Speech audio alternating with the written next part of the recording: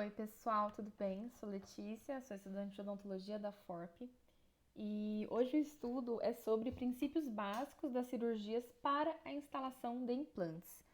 E esse estudo ele foi baseado na aula do professor Sérgio Scombate.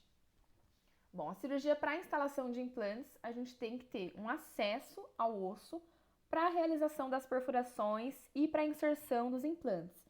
Então, respeito à asepsia e antisepsia do campo operatório, respeito às estruturas anatômicas adjacentes, respeito ao posicionamento protético ideal, à condição biológica do paciente, à integridade do tecido mole.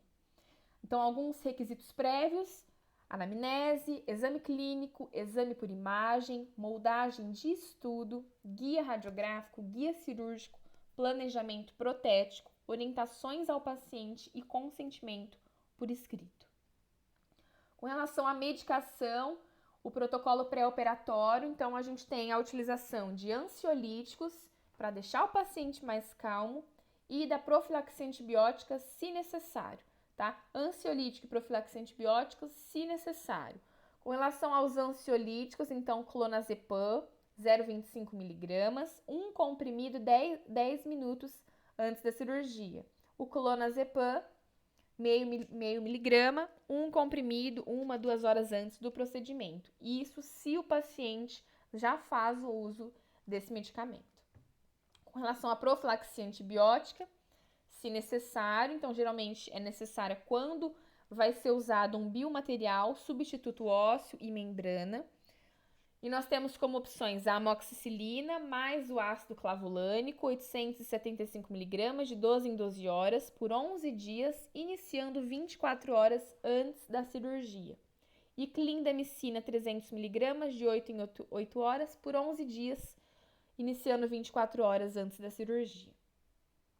Com relação ao instrumento muito utilizado para preservação, principalmente gengival, preservação de papilas, é o periótomo. Então, quando é realizada uma exodontia para a seguinte colocação de um implante imediato ou tardio, e principalmente em região estética anterior, utiliza-se esse periótomo, que é importante para manter as tábuas ósseas.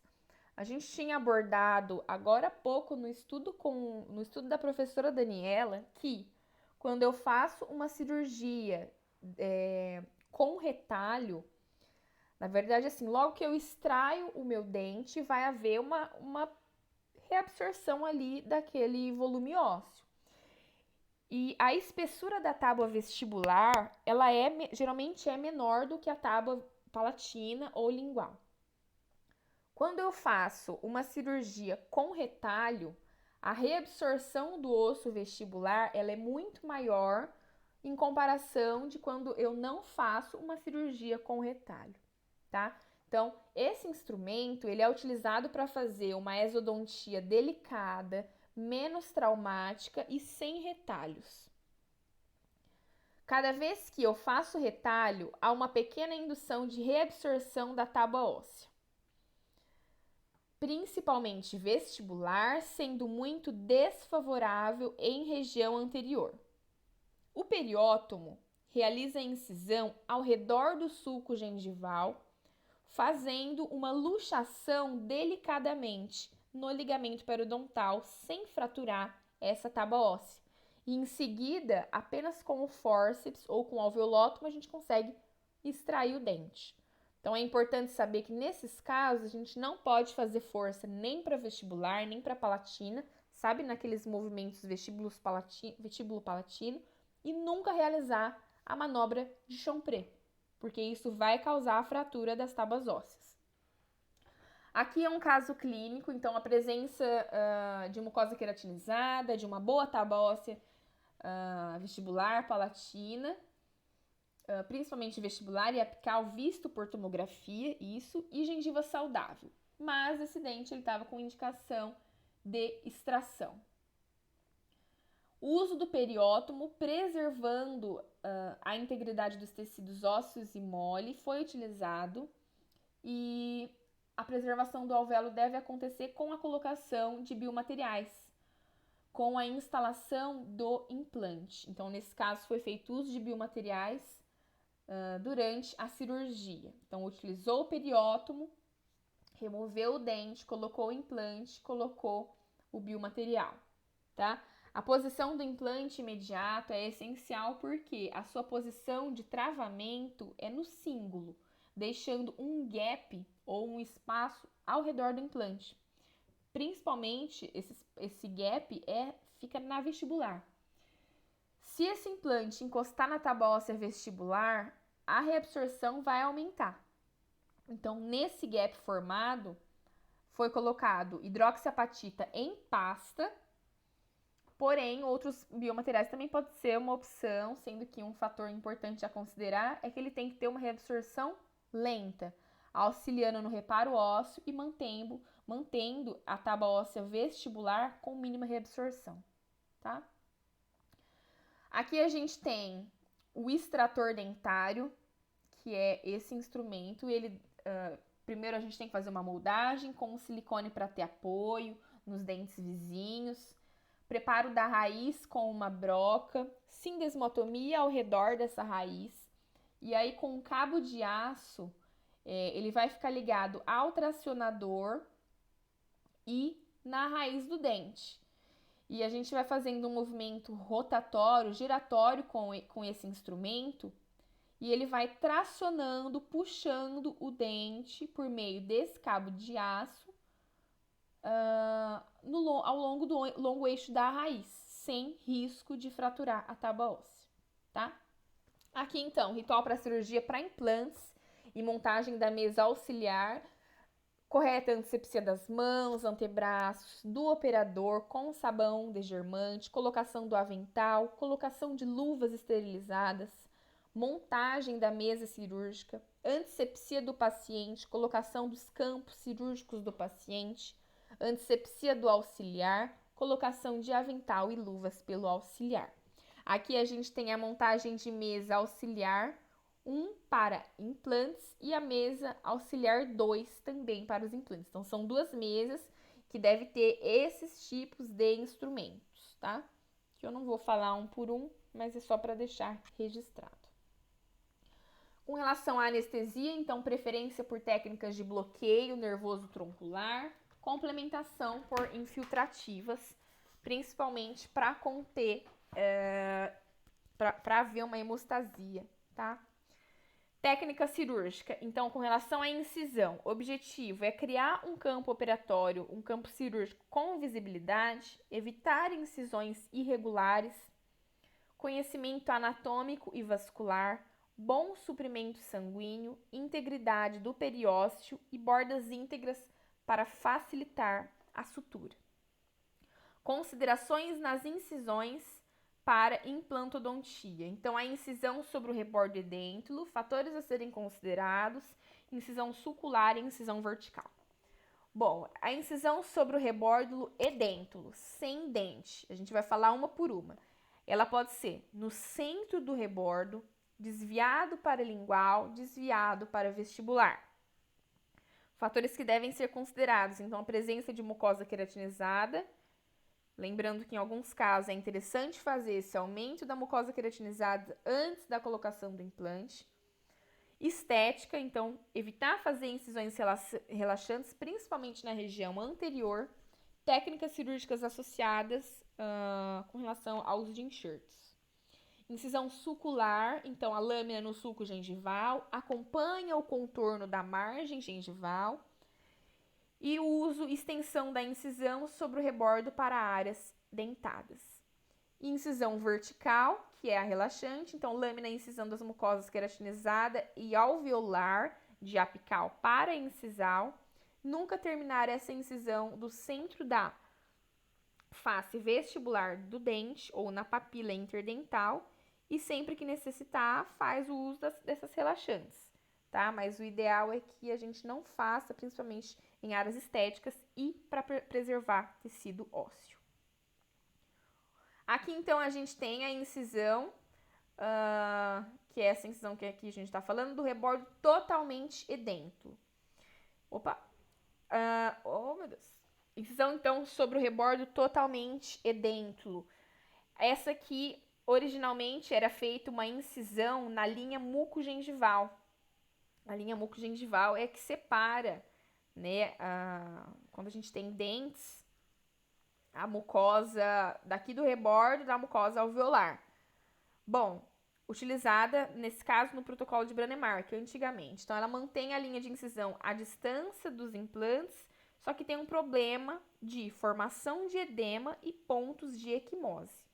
Ela não é feita sobre o rebordo, ela é feita na linha mucogengival, tá? Aqui a gente tem, atualmente é realizada a incisão crestal. Essa incisão, ela pode ser feita com relaxantes ou sem relaxantes, e ela é realizada na gengiva inserida. Então, incisão crestal. Aqui a gente consegue ver essa incisão. Importante trabalhar dentro da mucosa, dentro da faixa de mucosa queratinizada. Com relaxante, sem relaxante. Agora, a incisão desviada, essa incisão a gente fala que é uma incisão sobre o rebordo, tá? Incisão crestal. Agora, a incisão desviada para lingual no arco superior. Então, a gente tem a incisão, que é da linha mucogengival, a incisão sobre o rebordo e agora a incisão paralingual. Então, quando for necessária a regeneração óssea utilizada, a regeneração óssea, utilização de membranas de biomaterial, utiliza essa técnica com a incisão desviada para lingual no arco superior, para que a linha de incisão e a sutura não fiquem em cima dessa membrana, tá? Porque a membrana ela tem que ter uma cobertura completa. Na cirurgia de implantes, não necessariamente deve haver incisão, porque atualmente a cirurgia guiada veio para facilitar, veio para colaborar nesse processo. De modo que se o paciente consegue sair da cirurgia, com, por exemplo, uma prótese, uma protocolo instalada, ele consegue ficar sem sangramento, tá? Esse tipo de cirurgia na maxila é bem indicado, tá? A cirurgia guiada é bem indicado, devendo ter um cuidado na mandíbula por conta do osso ser mais denso e de ter o superaquecimento, tá? Então, além disso, se o meu paciente necessitar de uma enxertia óssea, aí sim eu tenho que, claro, pensar em fazer com retalho, porque não tem como a gente acessar aquela região sem fazer o deslocamento do tecido mole.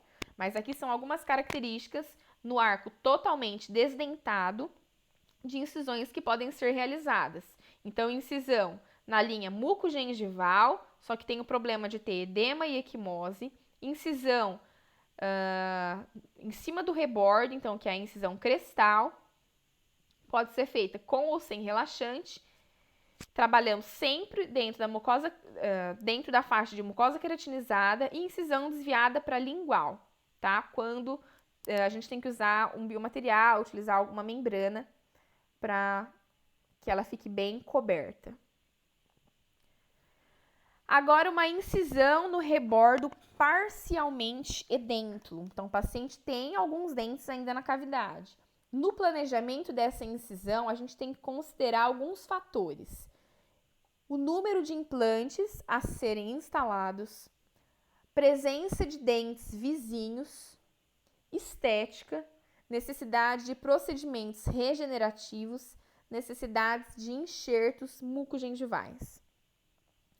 Nesse caso, então, a gente tem a incisão crestal com relaxante, preservando a papila do dente adjacente a essa área desdentada. Então, é uma forma de evitar a recessão gengival juntamente e foi realizada a incisão relaxante. Então, aqui, ó, incisão crestal com relaxante. É feita sobre o rebordo, bem em cima do rebordo. E aqui, se eu quero preservar a papila, eu faço a minha relaxante um pouco distante do dente adjacente, tá? Então, preservação da papila e a incisão em cima do rebordo. Aqui a gente tem um outro exemplo. Então, foi feita a incisão aqui, preservou a papila, fez a relaxante, mas preservou a papila e a gente consegue ter acesso ao osso para a colocação dos implantes. Incisões verticais com preservação de papilas. Então, aqui a gente tem uma área edêntula menor, mas a gente vai preservar a papila dos dentes adjacentes. Então, a gente faz incisões verticais e preserva. Limitação quando há necessidade do uso de biomateriais. Porque como que a gente vai, num espaço tão pequeno, colocar um biomaterial? Tá? Isso porque a linha da incisão, ela não deve ser coincidente com a posição do biomaterial, da membrana. Aquele mesmo caso que a gente falou no rebordo edêntulo, a linha da incisão, ela também não pode coincidir, por isso que naquele caso foi deslocado para lingual. Nesse caso, é a mesma coisa, então tem uma limitação. Eu não consigo fazer uma incisão vertical, preservando a papila dos dentes adjacentes, se eu tiver que colocar um biomaterial, tá? Então, a exposição da membrana no meio bucal, ela pode resultar em infecção, menores chances de sucesso, portanto, ela tem que ficar totalmente coberta. Bom, e aqui, incisões sulculares, englobando as papilas dos dentes adjacentes. Então, eu vou fazer sulculares nos dentes adjacentes, com relaxante à distância, e eu faço isso quando eu tenho que usar um biomaterial, tá? Nesse caso, eu não preciso usar um biomaterial, então eu consigo preservar a papila, e eu faço a incisão relaxante, a incisão vertical, preservando a papila. Nesse caso, eu faço a incisão relaxante, mas eu tenho que invadir um pouco da papila do dente adjacente, tá? Porque eu preciso de um espaço para a colocação do biomaterial e para depois ele ser recoberto por essa gengiva. Aqui um caso, então, incisões sulculares englobando as papilas dos dentes adjacentes com relaxantes à distância. Colocação do implante, e aqui a gente consegue ver a presença de um gap que foi preenchido com biomaterial substituto ósseo, seguido da colocação de uma membrana.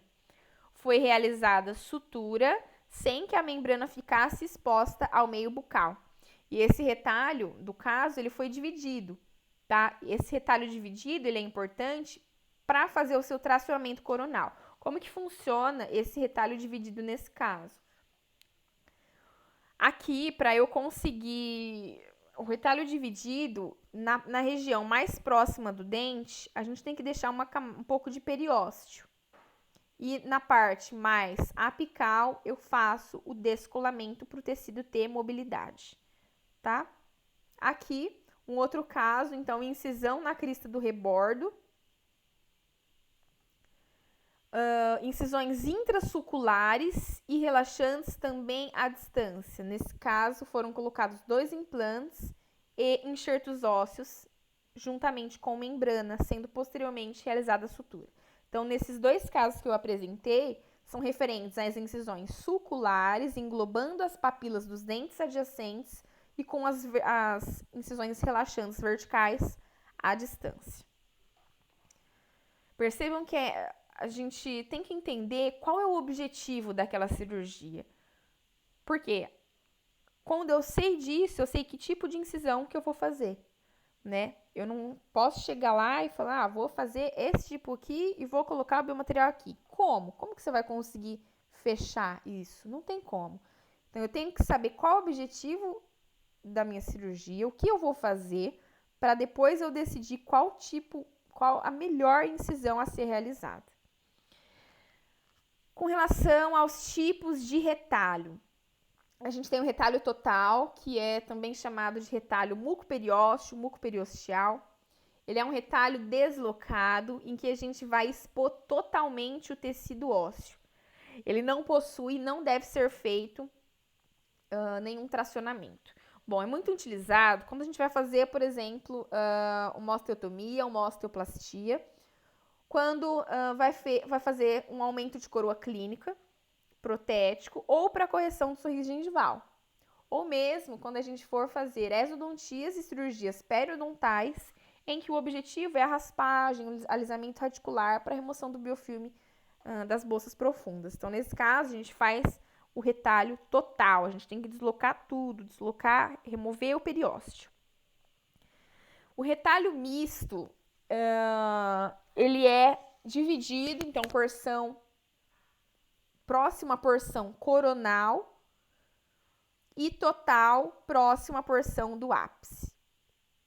Como assim? Eu vou fazer um descolamento na porção coronal, o retalho vai ser dividido, então eu tenho que remover essa gengiva, mas eu tenho que deixar periósteo. Esse aqui é o periósteo. E na parte apical, a gente faz um descolamento total para que essa gengiva, para que esse tecido, esse retalho, tenha mobilidade, tá? Então, garante facilidade no deslocamento. Muito utilizado em uma cirurgia de recobrimento radicular, em que é utilizado o tecido conjuntivo do palato, nesse caso aqui, ou exemplo, o qual é inserido no leito receptor, devendo ser suturado no periósteo, porque ele tem que ter uma vascularização, então ele é suturado no periósteo. É feita a incisão total na porção mais apical, de modo que as inserções fiquem mais soltas, permitindo o posicionamento apical desse retalho, a fim de cobrir o enxerto, tá? Então, eu coloco a minha membrana aqui, coloco o meu tecido conjuntivo do palato no leito receptor e tenho que suturar no periósteo para ter vascularização. Essa parte mais apical, eu tenho que remover as inserções de modo que o retalho fique solto e eu consiga tracionar de volta para fazer a sutura e cobrir todo esse enxerto de tecido conjuntivo, tá? Aqui, então, manipulação do tecido ósseo. Essa manipulação do tecido ósseo, a gente vai falar agora prévia ou durante a cirurgia do implante. Então, remoção de espículas, irregularidades resultantes da exodontia, fazendo a criação de um platô ósseo, que vai permitir a perfuração e posterior colocação dos implantes. A gente tinha visto na aula do professor Valdir os tipos de rebordo, né? O rebordo que pode estar irregular, o rebordo em ponta de faca, o rebordo que pode estar mais plano, ovoide ou mais plano. O rebordo mais plano é esse de platô, ele é muito bom para fazer a colocação do implante. Então, em alguns casos, o paciente chega com um rebordo que está inadequado, a gente tem que abrir de novo, fazer o alisamento dessa estrutura óssea, fazer o platô para permitir as perfurações e colocação do implante, tá? Igual aqui na foto. E a gente pode também fazer a manipulação do tecido ósseo após a colocação do implante. Então, enxerto de tecido ósseo, nesse caso, biomateriais para aumento de espessura. Para aumento de espessura e também para preenchimento de gaps. Aqui a gente consegue ver uma fenestração e a gente vai preencher com biomaterial, assim como nessa parte que a gente quer aumentar a espessura nessa região, tá bom? Percebam a necessidade nesse momento de aumento de espessura e preenchimento do gap, que é manipulação no tecido ósseo, antes da colocação do implante, depois da colocação do implante. E a manipulação de tecido mole, então enxerto gengival prévio, simultâneo ou posterior à colocação dos implantes. Aí a gente tem deslocamento de retalhos, criação de papila, condicionamento da gengiva, na segunda cirurgia e ou durante a fase protética. Então, a manipulação do retalho, manipulação do tecido mole antes da cirurgia. Aqui a gente tem o tecido mole deslocado e depois ele posicionado e depois inserção do implante simultâneo. Então, durante a própria colocação do implante, eu faço aqui um enxerto subepitelial de tecido conjuntivo retirado do palato. Instalo o implante, já coloco esse enxerto e suturo. E eu vou conseguir criar uma mucosa, um tecido mole espesso naquela região. Posterior à colocação do implante, então, epitélio conjuntivo, ele é chamado. Aspecto inicial, se observa a ausência de mucosa queratinizada e inflamação da mucosa ao redor dos cicatrizadores. Então, aqui, estabilização com suturas suspensórias, colocação do enxerto, e aqui é o aspecto clínico após 2 meses da cirurgia mucogengival, tá? E aí a gente consegue ver um aumento dessa faixa de mucosa queratinizada. Deslocamento de retalhos, em alguns casos, são importantes serem feitos, é aquilo que a gente conversou mais um pouco antes, né? E a criação de papila, condicionamento gengival. Bom, reposicionamento do retalho versus posicionamento do retalho. O que é cada uma dessas coisas? O posicionamento do retalho é quando eu faço a abertura do retalho e eu vou posicioná-lo em uma área diferente da onde ele estava. Por exemplo, o retalho está aqui, eu abro e eu vou suturar ele em uma posição coronal, ou lateral, ou apical. Nesse caso, foi um retalho realizado e ele foi deslocado para lateral. Aqui eu tenho uma outra imagem que é o retalho posicionado para apical, tá? Aqui é remoção do colarinho, tecido gengival inflamado, contorno do osso, né? Regularização. E aqui eu tenho o retalho posicionado apical. Então, o posicionamento do retalho é quando eu vou tirar ele de um lugar e colocar em outro. Eu vou posicionar em outro lugar. Quando eu tenho... eu também tenho o posicionamento, pode ser coronal, né? Posicionamento coronal do retalho, em geral, utilizado em cirurgias estéticas, no tratamento de recessão gengival, em cirurgia regenerativa, cobrindo membranas, tá? Então, o retalho é tracionado, cobrindo a porção radicular que estava exposta ao meio bucal ou à membrana após o aumento do rebordo. E o reposicionamento do retalho é quando eu vou abrir o meu retalho e eu vou deixar ele no mesmo lugar após a sutura, tá? Com relação às suturas na implantodontia, então ela tem algumas finalidades. Coaptar os retalhos, favorecendo a cicatrização por primeira intenção, posicionar o retalho no local desejado, permitindo deslocamentos, fixação de enxertos gengivais livres e auxílio à contenção de sangramento em áreas doadoras de enxerto livre. Características de um fio de sutura ideal. Então, boa resistência à tração, que ela seja fina, que ela seja regular, maleável, flexível, pouco elástica, para que tenha uma boa tensão quando for dar o nó. Não apresenta reação, ideal que ela não apresente reação tecidual desfavorável, que ela seja biocompatível, resistência à esterilização, mas isso é algo que ela já vem de fábrica, estéreo. Um custo acessível e o mais utilizado na periodontia, implantodontia, é o 5-0 nylon. Origem dos fios de sutura, então, orgânica e sintética. Orgânica, seda multifilamentar, não absorvível, resposta tecidual desfavorável e tem um baixo custo, como algo sendo favorável. Mas ela não é muito utilizada porque ela gruda muito alimento, gruda muitos resíduos. Então, ela tem uma resposta não tão favorável. Sintéticos, nylon, ácido poliglicólico e poliglactina 910 e o poliglecaprone. Bom, nylon monofilamentar, não absorvível, pequena reação inflamatória, dificulta a aderência de indutos. É esse que a gente opta por utilizar.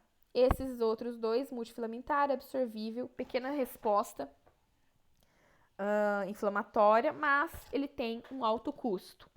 E o monocril é monofilamentar, absorvível, alta resistência, memória reduzida, grande maleabilidade, porém o aspecto financeiro ele é elevado. Então, o nylon ele tem um custo-benefício muito bom. Com relação às agulhas, As agulhas mais utilizadas são 3/8 e meio. Aqui a gente tem 3/8 e meio. Essa aqui já é muito grande, então ela dificulta até a forma mesmo de suturar.